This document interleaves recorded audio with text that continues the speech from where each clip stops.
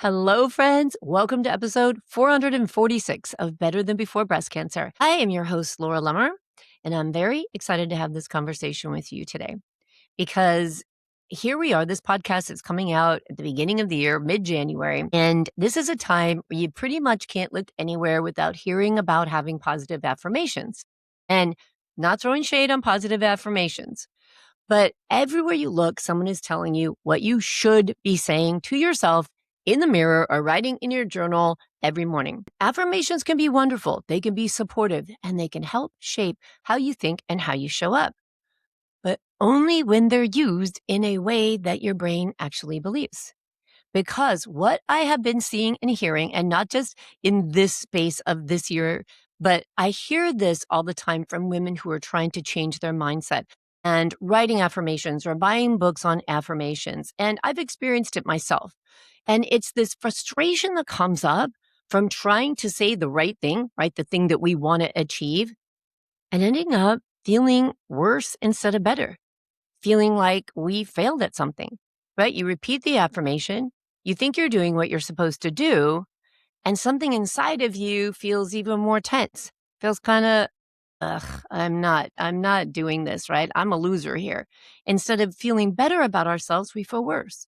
And I want to assure you that that's not because you're doing affirmations wrong, which is the first thing we go to, judging ourselves. And it's definitely not because you're failing at mindset work. It's because your brain doesn't accept statements just because you repeat them. It's because we're not taught about affirmations in the right way. When you tell yourself something that you don't believe, your brain doesn't shrug and go along. It doesn't go like, oh, okay. It pushes back, right? We've got to work with our brain. And often you don't notice this consciously because we're more prone and wired to judge ourselves. We don't think about it like my brain is pushing back because underneath that affirmation, the brain is like, that's not true. That is not what our experience has been here. Or why are you pretending, right? You're delusional. And that internal pushback, it's just how your brain works. It's how the human brain works, right? So there's actual research that supports this. Psychologist Joanne Wood studied positive self-statements, and she found that when people repeated affirmations that contradicted their current beliefs, especially around things like self-worth or capability, they often felt worse and not better. The brain doesn't absorb the statement that isn't true or believable. It debates it. And this connects to something that's called cognitive dissonance, which is a concept that was introduced by Leon Festinger. And this is when there's a mismatch between what we say and what we live. The brain experiences discomfort in that space. And instead of creating motivation, that discomfort shows up as self-judgment, frustration, and failure. So if you're trying affirmations or if you tried them in the past and you felt irritated, you felt discouraged, you felt like I just can't get there, trust me, it isn't that affirmations are useless. It's that your nervous system wasn't partnering with you, right? It wasn't included in the conversation. You're trying to force the narrative to your brain and your nervous system, and it's not having it, right? So this is what I want to talk about that's so important. It's a concept that I love because it's realistic and it works better with the brain instead of trying to overpower the brain. We cannot overpower our brain, but we can be really subtle with our brain. We can use a psychology that's really simple and a little sly with our brain, right? When people come to me and they're working really, really hard on their mindset and feeling very discouraged because they're not achieving that result or feeling like they move forward, they're feeling very stuck. Like I've been telling myself the same thing forever and nothing is changing. That's when we start to dig into, well, what are you really telling yourself? And the first question I'll ask them is, do you believe that thought? Is that thought true for you? No. Well, then it's never going to work, right? And so I want to talk about a concept called glimmers. First of all, I love glimmers because it reminds me of shiny things, and my favorite color is shiny things. So the term glimmers is widely credited to Deb Dana, whose work is grounded in Stephen Porges' polyvagal theory. And if you've heard me talk about the nervous system or polyvagal theory regulation before, you'll know what I'm talking about here. So we're very familiar with triggers, right? How many times have you been triggered by something? Triggers are moments that cue your nervous system that something is threatening, something is wrong, right? Or it's a reminder. It's like, oh my God, I had a really bad experience in the past. It left an emotional baggage behind. It left a scar behind. It left a trauma behind. And my brain did not forget that. And now I'm seeing or hearing a situation or feeling a vibe that's reminding me I'm being triggered. And my brain is telling me this isn't safe, right? Our brain pulls us right back into the old patterns that the previous incident triggered. Patterns, fear, protection, right? Glimmers are the opposite of triggers. Glimmers are those little moments that send us a signal of safety, a signal of ease, a signal of connection to our nervous system. And they're not these huge breakthroughs. I don't know why we always think in like a groundbreaking work, right? They're not dramatic. They're very subtle and we so often overlook them. So a glimmer, for example, could be a moment when you just realize I'm okay, right? You realize like my shoulders are relaxed. I'm taking in deep breaths. I'm just really present. It could be a moment where you find yourself laughing and again, feeling present. And I'll share a story with you. Like my husband struggled with some depression and he's worked on that a lot and he's done a lot of things to support him. And recently we were having dinner and he said, I just feel so good laughing again. It's so nice to laugh. And that's a glimmer, right? It could be handling a hard conversation in a challenging relationship or in a close relationship. And suddenly you realize, I did a good job of that. I handled that way better than I used to handle that. And you can give yourself a pat on the back.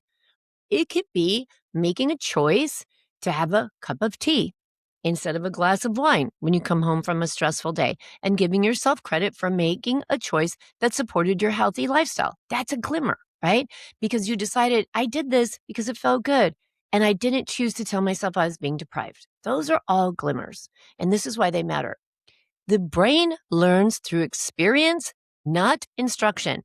I mean, we don't have to even, I think, debate the point. Nobody likes to be told what to do. And your brain is like you, right? It doesn't want to be told what to do. It wants to have experiences, but sometimes we have to really show it what we're experiencing. It trusts what we feel way more than what we're told. So triggers train the brain to scan for danger, right? That's the automatic way it works. Glimmers train the brain to notice safety. Now, both of these triggers and glimmers are constantly shaping our neural pathways in our brain, whether we're aware of them or we're not. And this is why glimmers are this powerful bridge to affirmations.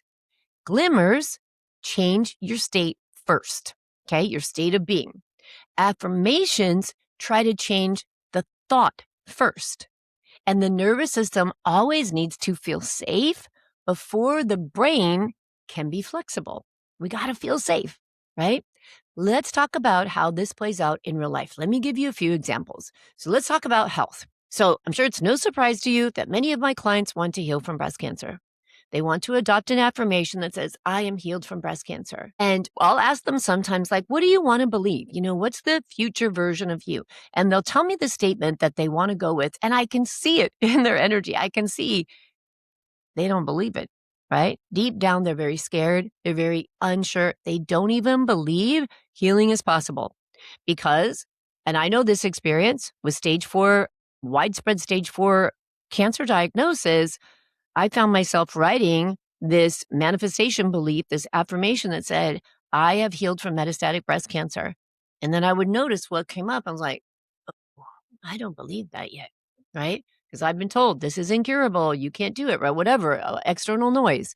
And so in my brain was like, that is not true. Pushing back, right? So when that affirmation doesn't feel believable, the brain immediately starts looking for evidence against it to prove you wrong, right? So it ramps up your doubt. But if you start with a glimmer, and maybe that's something like a lab marker moved into the right direction, a day you noticed that you had better energy as you're healing, feeling more connected to your body, noticing like maybe in a meditation or a workout or something like that, you're like, I was like in the zone. I felt good. Now the brain has something to work with because that's real, right? It's real. And so from there, the affirmation doesn't have to be, I healed from breast cancer. It can be, it's possible for people to heal. Or it could be, I am open to the idea that healing can happen. Or even, my body has shown me moments of strength or healing. I've seen evidence of things moving in the right direction. I remember when I first saw the docuseries, the Radical Remission docuseries, and there are 10 healing factors in the Radical Remission book and philosophy. And they had a story on each of these healing factors. And as I listened to these people share their story, I just felt this like so much hope, right? This glimmer. It was like, yes, yes, people heal from cancer. And I'm a people. And so, wow, there is a possibility I can heal. That felt true. Another example, let's talk about relationships. We could say you want to make your relationship better, whatever relationship, friendship, whatever it is, a romantic relationship, anything. And so you write down every day, I am in a healthy, loving relationship. And then you feel lonely, you feel hurt, you feel disconnected, you feel anything instead of being supportive and like you're in a healthy, loving relationship. So your brain says, no, you're not. Your brain's like, who are you trying to kid? But if you notice a glimmer, like a moment that you do have clear communication, a moment when someone in that relationship respected your boundary, right? Changed a behavior. Or maybe you notice a moment where you find peace or clarity in understanding really truly what you want and where you stand, right? Those are all glimmers. Oftentimes, instead of looking at those as a glimmer, we will look at those positive signs and go, "Oh, yeah, but let's just wait and see what else," right? We reflect back on what's happened before because we're triggered. So when we can look at a glimmer and bring it to our awareness and realize that now we can say, I can choose an affirmation like, hey, I'm learning what healthy connection feels like because I just experienced it. So I just showed my brain it was true. I could say, you know what? It's possible for relationships to feel safe. And that becomes something your nervous system can now accept and tolerate because you experienced it. It was true, even for a moment, even for a glimmer, right? Let's talk about business. I have a coaching program where I work with women who want to start businesses. And a lot of times we've gone through this breast cancer experience or we're living with it and going through it. And we want to go back and coach people and help people and give back to the world. So someone might just start a business and they choose this affirmation that says, I run a successful business. Well, the truth is they're feeling overwhelmed, they're feeling insecure, they're having imposter syndrome, they're feeling stuck. So instead of that affirmation creating momentum, it creates pressure. It's like, oh, you're not there yet. I run a successful business. I haven't made a dime, right? It's cognitive dissonance. But if you notice a glimmer, like you follow through on something, you create a pathway to your social media and you know what it is that you want to share. You create a podcast episode, you receive positive feedback from someone, or you have an idea that gives you clarity on the membership or the coaching program or something that you want to create and offer to somebody, that changes your foundation. And now an affirmation can become something like, wow, I'm building something step by step. Or I am capable of learning what comes next. A lot of times when I work with someone, they say, I have know nothing about tech. And you have to know something about tech if you're going to build an online business. So noticing, I just learned that. I just did that. That's a glimmer. Or, hey, I notice myself showing up even when it's uncomfortable. I showed up for myself. And God knows we can apply that again across all kinds of things in our life. So healthy lifestyle changes follow the same thing. So you could stand up all the time and say, I am disciplined, I am consistent. But if that doesn't reflect the life you're currently living, that could really lead to feeling like a failure and feeling guilty. But if you notice, again, a glimmer that you chose a nourishing food over something that didn't serve you, if you moved your body today in a way you hadn't done before, or you moved it consistently for the number of days you committed to, if you notice that you gave yourself space to pause instead of push, now you can allow an affirmation like, hey, I'm learning to care for myself differently. Now, this feels good enough for the brain to hold on to. So affirmations are not meant to override reality. They're meant to gently shape you and guide you to where you're going, right? The future version of you isn't created by convincing yourself of something you don't believe and of also like acting like you're not already awesome because you got a lot of awesomeness, right? The future version of yourself is created by noticing what already is working and allowing yourself to build from there. What is true? So remember, if you don't like affirmations, if they're not feeling good, if you don't do them at all, because you're like, that doesn't work, I've tried it a million times. Remember, it's feedback, and your nervous system wants to be a part of the process. So approaching it differently may work differently. And when you realize what a glimmer is and you let a glimmer lead the way, then affirmations can stop feeling like something you're really forcing, and they can start feeling like something you're growing into because they're true for you. Now, of course, this is another one of those episodes. I often hear people say, your podcast isn't just about breast cancer, it's great for everybody. Yeah, because I'm just talking about life and life experiences, but I'm talking about them to my community of women who's been through this shit with breast cancer, right? But if you liked it, if you feel like it would support somebody else, share the episode. Work together, because when we come together as a community and we're connected and we have that support, it's even more helpful to rewire our brain and move into those future versions of ourselves. Another way to do that is come and join my free community, Living Well After Breast Cancer. The link is also here. You can also find it on my website, thebreastcancerrecoverycoach.com. And for the cherry on top of everything, come and join me in the Better Than Before Breast Cancer Metabolic Health and Life Coaching membership, where we dig into stuff on such an amazing level. You work with me, a wonderful community of women. We talk, we coach, and it's just an incredible experience. Find all the details at thebreastcancerrecoverycoach.com. Be good to yourself. Don't force yourself. Don't judge yourself. And I'll talk to you next week.